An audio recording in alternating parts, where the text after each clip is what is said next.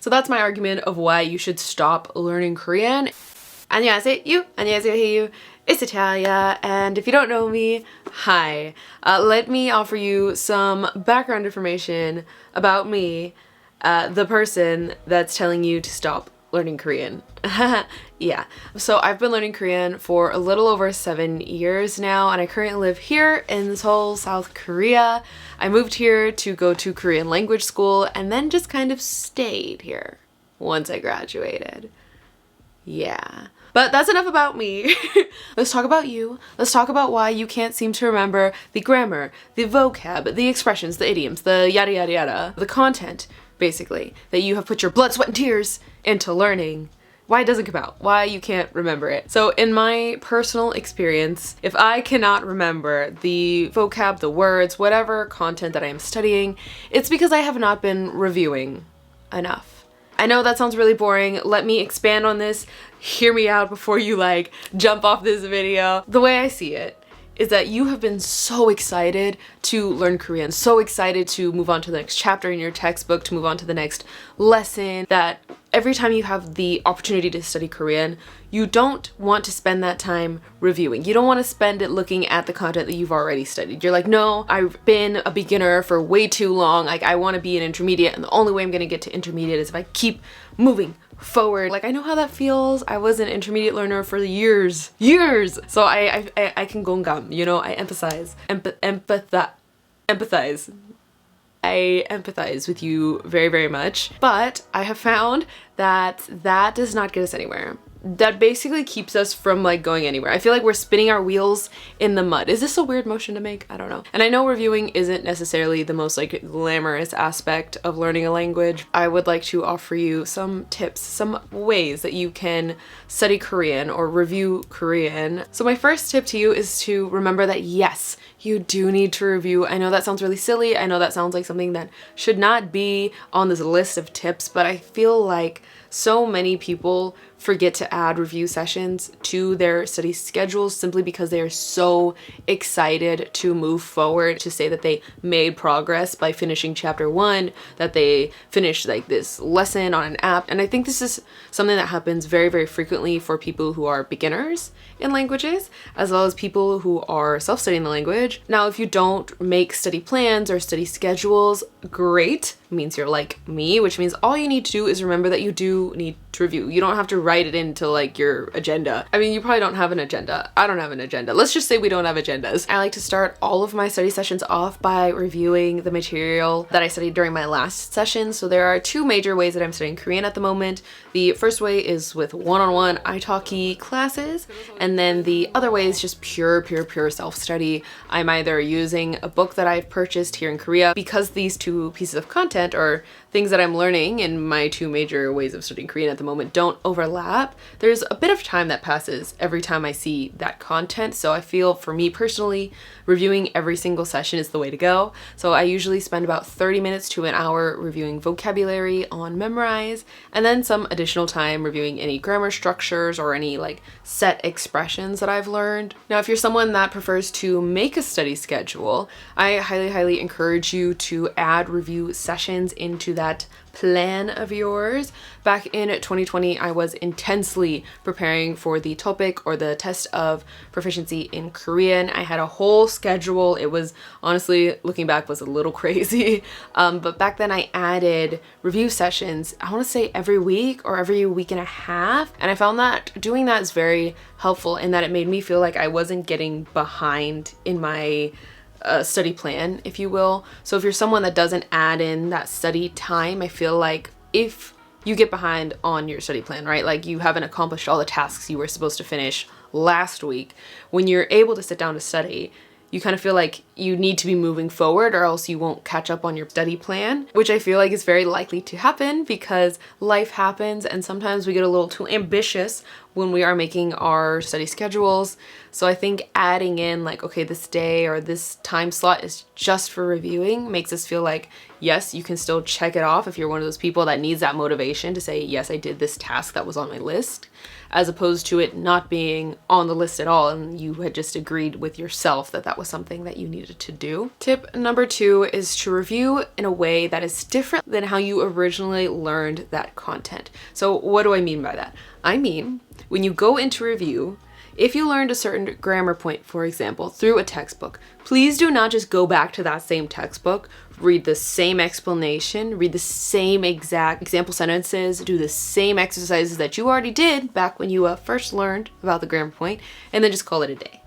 Don't do that. Please don't do that. Like, yes, you can definitely start off by doing that. I mean, I start off by doing that, but please don't just do that and then say you reviewed. At that point, I feel like your brain, or not, I feel like it's a fact, it's scientifically proven. Your brain says, I'm familiar with this content. I'm familiar with this grammar point in this particular situation with these vocab words, to the point where your brain is kind of paying attention, but at the same time, there's nothing new going on here, right? Because you've seen it before.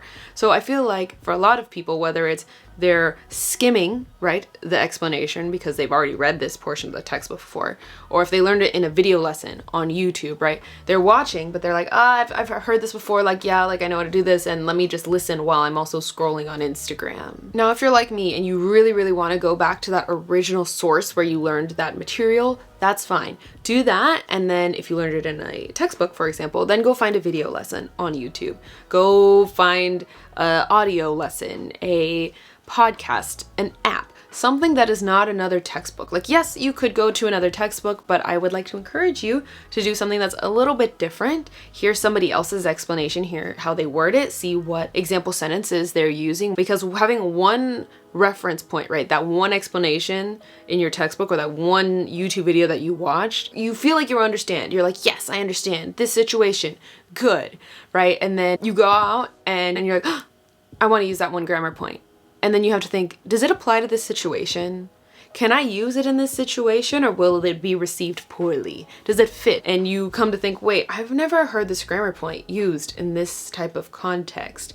Does it apply? Because with Korean, every grammar point has a different feeling. As you learn more about Korean, you start to realize you need to know the feeling behind what you've learned, and you can't do that, or you can't do that as well when you only use one source to learn that material. Speaking of ways to review, I want to take a moment to introduce you guys to a relatively new Korean language learning app, one that I have personally been using to review grammar as I ease back into studying Korean, you know, because I took like a 6-month break after graduating language school. Yes, that app, and the sponsor of today's video is Mirinae. So Mirinae is a language learning app that uses advanced AI. Yes, I did say AI. To help you understand the breakdown of Korean sentences no matter where you encounter them, okay? As well as help you learn Korean through bite-sized grammar lessons. One of the features available on Mirinae that I think really makes it stand out from other apps for learning Korean is its Korean Sentence Analyzer, aka your AI Korean teacher. Here you can enter any Korean sentence into the analyzer, and it will not only translate that sentence into English, but also break it down into parts of speech, find and explain any grammar structures present, and even explain the honorifics used in the sentence. And let's not forget that Mirinae will actually show you the grammar lessons for the grammar structures that are used in that sentence that you entered into the analyzer. So if you haven't seen that grammar point before, you can quickly go straight to that lesson and start learning about it, or simply just use it for review if you've seen it before but can't really remember how exactly you're supposed to use it or what it means.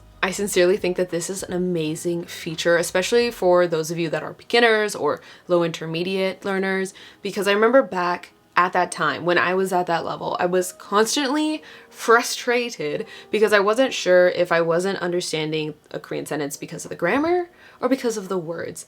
Back then, my knowledge of Korean grammar was so limited that a lot of the time, as embarrassing as it is to say, a lot of the time, whenever I thought something was a new word, it was actually a word plus a grammar point. And I wasn't at the level where I could distinguish which part was the word and which part was the grammar point that was like added onto the word. But with Mirinae and with the Korean sentence analyzer, you won't have that issue. So as I mentioned a second ago, I have been using this app to review different grammar points. So as an advanced learner, the section of the app that I found myself using the most frequently is the lessons section. Now, if you're a beginner, you are so lucky because there are currently over 40 lessons available and ready for you to work through. Now, if you're an intermediate learner or an advanced learner like me, there are lessons there at, our levels. However, there aren't as many. So there's no need to worry though.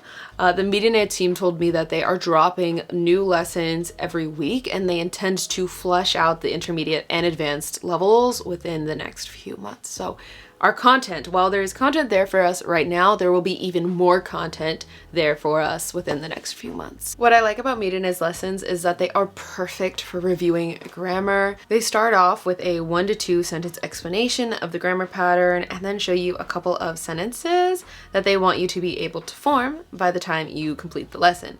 So Mirinae will introduce you to some of the vocabulary that will be used in the lesson before jumping into the explanation of the grammar point itself. One thing that I really like about these bite-sized lessons is that once you complete them, Mirinae has already pulled native content for you to take a look at, for you to see the grammar structure used in like the real world in native content. Now there's one more part of the app that I really want to point out to you guys, and that is the library section. So if you are an intermediate learner or if you are an advanced learner and you're waiting for the lessons to be released, Mirinae already has all the content for those lessons ready for you. So if you just type in whatever grammar point you are looking for, you can see a explanation of the grammar point, you can see example sentences, and you can even see related grammar structures. Now, Mirinae is a subscription app, but if you use the link in my description box, you can try out all the features of Mirinae for a 2-week period to determine if it's something that you think will suit your language learning studies, your plans, your Korean language learning plans. So thank you to Mirinae for sponsoring this video, and as I mentioned earlier, the link will be in my description box, so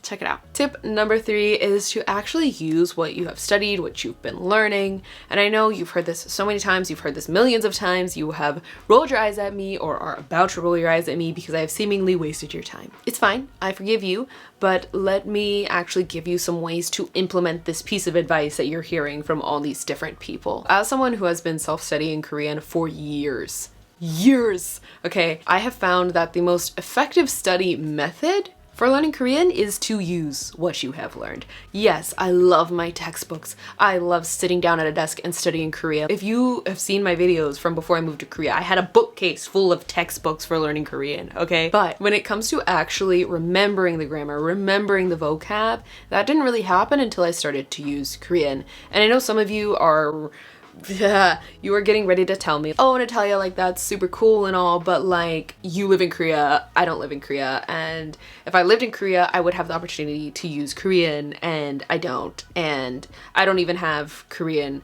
speakers near me. Can you tell that I've heard this a lot? Like, I feel like I was maybe a little too aggressive with the way my tone was. To be honest, I'm gonna be very blunt. That does not matter. It doesn't matter if you live in Korea. It does not matter if you have Korean speakers near you. That is not a valid excuse. Stop it. Guys, we live in like a globalized world. You do not need to be in Korea to learn Korean. So there are multiple ways that you can go about practicing what you've learned. If you are more introverted, if you are more shy, if you just don't want to bring other people into your like language learning, that's fine. You can still practice Korean without needing a Korean speaker or another Korean learner.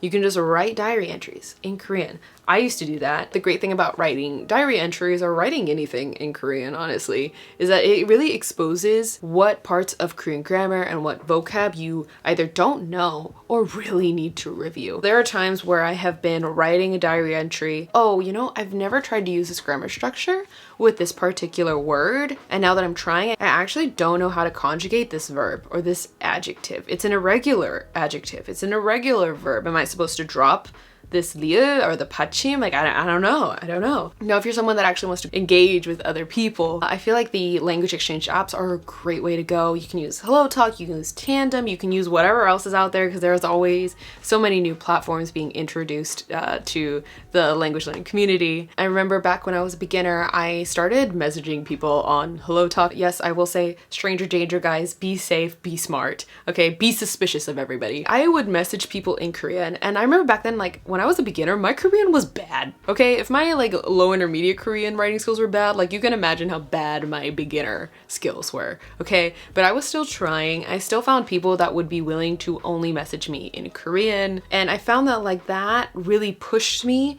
to not only want to learn more, because it was so gratifying to know that like I was able to communicate with people in Korean, even if it was like just a baby Korean. Now, if you happen to be in a more metropolitan area, you can always look for language exchange clubs or gatherings. So back when I lived in Dallas, I was actually in a English Korean language exchange club that wasn't associated with any universities, because back then I had already graduated, right? So it was basically just a group of adults. So we would meet up and we would practice, you know, speaking English and speaking Korean. So that was another way to, you know, practice what I had been studying or self-studying during that week. Because back then I was also studying Korean relatively frequently. Now, if you're wanting to practice with a native speaker and there are no gatherings near you, language exchange apps just aren't your vibe for whatever reason, you can always go to italki and look at the community tutors. So italki has professional teachers and then community tutors, which are people that aren't actually certified to teach Korean language, and you can practice speaking Korean with them. It doesn't have to be an actual lesson.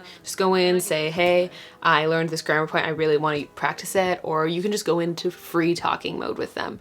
Like, there's a lot of great ways to utilize community tutors on italki, and to practice what you have learned is one of those ways. So that's my argument of why you should stop learning Korean if you want to learn Korean. And of course, thank you to Mirinae for sponsoring this video. Again, guys, there is a link for you in the description box. Check it out, see if it's something that you feel will help you in your language learning studies, which I think it will, but I mean, it helped me, so I'm hoping that it helps you. Anyway, I will see you guys in the next video, so tama bayo, guys. Bye.